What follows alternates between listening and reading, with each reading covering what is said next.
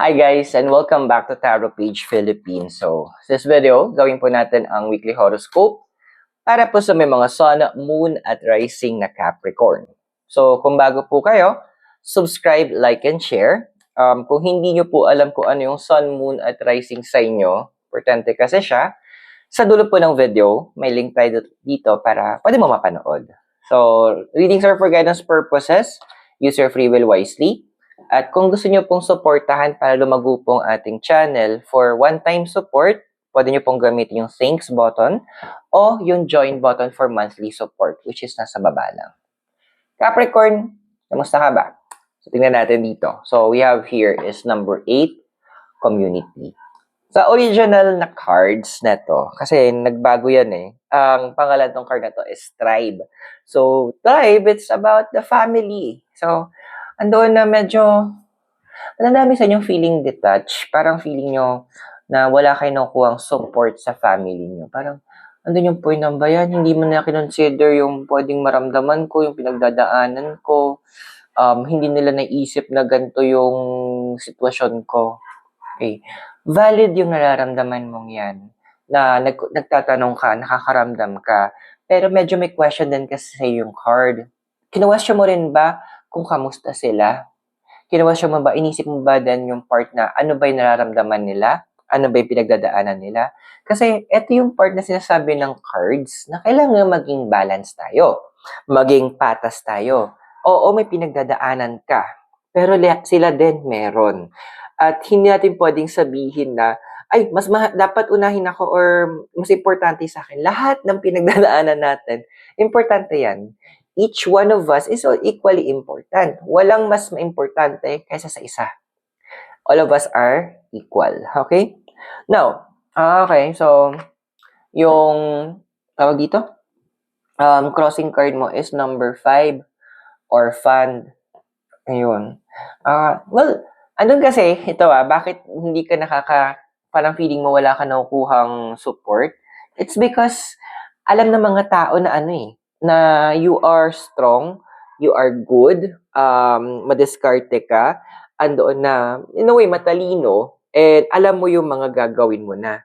So, the cards are saying, yun yung naging mo, kasi nagkaroon ka ng portrayal na, no, okay ako, maganda yung standing ko, strong ako.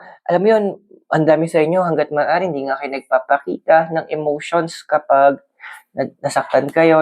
Oo, panakita namin kayo kapag nagagalit, pero yung umiyak, medyo piling-pili lang yung moments na yun na yung mga nakakakita na nasaktan ka. So, the cards are saying then na yung sa orphan, andito yung moment na you need to also be open. Kumbaga, may iba kasi sa inyo may thinking, Nick, kasi baka mamaya pag nag-open ako ng pinagdadaanan ko, nararamdaman ko, gamitin laban sa akin yun. O kaya bigla na lang sabihin na, ay hindi, ano ba yan? Yan lang, ganyan-ganyan ka na. Okay, may mga tao talagang gano'n na sabihin natin na napaka-insensitive nila at hindi binabaliwala nila yung nararamdaman ng iba. Pero may mga tao sa paligid mo na hindi naman gano'n, 'di ba? Pinadalan ka ng mga gano'n. Some of them are even, actually yung iba do'n hindi nga blood related So bakit masyadong mong kino-compare yung mga kamag-anak mo na walang, sorry sa term walang kwenta doon sa mga pinili mo maging pamilya. People are different. Yes, pwedeng may nangyaring hindi maganda in the past, pero hindi ibig sabihin mauulit lagi to. History may repeat itself, pero walang assurance na mauulit at mauulit yun. Now, yung desire card mo, we have here is number 12, a change in the wind. So, ito yung sinasabi ng card. So, sa mga desire mo na parang, alam mo yung mga tipong, sana pwede lang ibalik yung nakaraan na ganito, na ganyan. Sana kung andito pa rin si ganyan. Or sana, may madami kang sana. Well, naiintindihan ko naman kasi parang kung mabibigyan na ng chance. Pero, andun yung point na sinasabi ng cards, we need to move on. Past is past. wala na tayong magagawa na para baguhin yun. Wala tayong time machine. Ang kaya lang natin gawin is unang-una, matuto mula doon, and doon na to also grow and kumbaga separate ourselves from it. Kasi ang pinapakita ng cards dito, may mga iba sa inyo, pinipilit nyong i-replicate sana yung nakaraan. Pero hindi na eh. Pwedeng makuha mo yung pinaka-essence, pero yung mauulit mo talaga. Look forward ang sinasabi ng cards dito para sa'yo.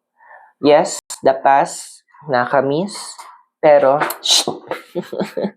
ayun na naman sila. Pero sinasabi ng cards dito, no, kailangan nating bigyan ng focus ang ating future na. Okay? Sorry, ang gugulo ng mga pusa ko. Now, ano ba yung foundation mo? We have here is the card of number 31. Why? Alam mo yung tipong pinipilit mong intindihin yung mga nangyayari. Pinipilit mong intindihan yung mga tao sa paligid mo. Pero binibase mo kasi siya sa pagkakaintindi mo, sa perspective mo lang. So, ang sinasabi ng cards dito, hindi natin pwedeng maintindihan talaga ang isang bagay or buhay ng isang tao kung hindi natin naranasan ang pinagdaanan nila. Hindi natin pwede sabihin, ay hindi, ako nga, ganyan eh. Nagsinungaling yung best friend ko, ganyan. Pero yung story behind sa nangyari, yun yung wala tayo. So, andoon na sinasabi ng cards na kung gusto mo talaga maintindihan ang isang bagay, kung gusto mo talagang maintindihan bakit sa pinangguhugutan ng mga tao yung nangyayari sa kanila, bakit hindi nila magawa yung ginagawa mo, talk to them. Listen to them. Kasi minsan, kahit pareho yung ginagamit natin sa salita, pero yung pamamaraan ng pagsasabi natin, nagbibigay ng ibang kulay yon. Di ba parang ganito? Kamusta ka? Okay lang. Compared sa, kamusta ka? Oh, okay lang. Or, pag sinabi, kamusta ka? Okay lang. Same words, pero iba-iba yung emotion, iba-iba yung ibig sabihin. Now, in the past, okay, number 23, yung peace. Alam mo yung ang dami din sa inyo, nagets ko naman din, bakit masyado kayong ayaw nyo magkwento. Kasi nagkaroon ng moments, iba sa inyo, or marami sa inyo, nagkaroon ng moments na parang, akala nyo okay na, pwede kayo magtiwala ng buong buo. Andun yung point na yung iba sa inyo parang, yung even in terms of finances, nagtiwala kayo, tas ending, nga. Alam mo yung tipong parang willing to go the distance ka na. Willing ka nang harapin yung unknown kasama yung tao. Pero, ganun talaga. It is what it is. Hindi na, sabi nga ng isang movie na panood ko, hindi, dalawa lang yung makokontrol natin sa buhay na to eh. Iniisip natin, attraction natin.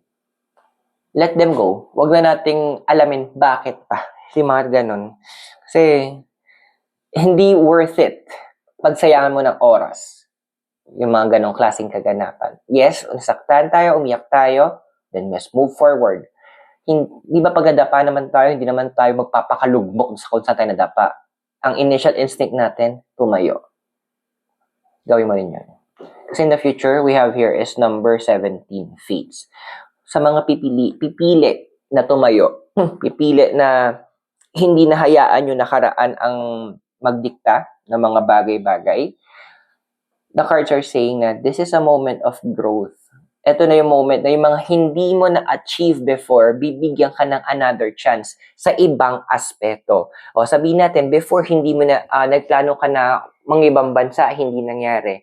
Bibigyan ka ng chance ngayon to do that. Hindi man the same country or the same career path, pero bibigyan ka ng better. Kasi yun yung laging promise sa Haggai chapter 2 verse 9. Basahin mo. And that promise will be given to you. So, I hope nakatulong yung, kung nakaresonate ka sa readings natin, I invite you to subscribe, like, and share. But for now, tuloy natin yung readings mo. So, your physical environment we have here is co-create, number 40. Alam mo yung tipong, May mayala akong verse ulit. Yung Galatians chapter 6 verse 2. So, search mo siya. So, ito yung moment na gustong i-implement yon ng universe sa life mo. Kasi, it's also a commandment eh. Sinulat siya ni Apostle Paul as a commandment. So, kumbaga, sinusunod mo lang din yung sinabi ni God through the message of Paul. So, this is a moment to exercise Galatians chapter 6, verse 2. Now, sa emotional environment mo, meron tayo ditong number 21. Clean it up. Okay.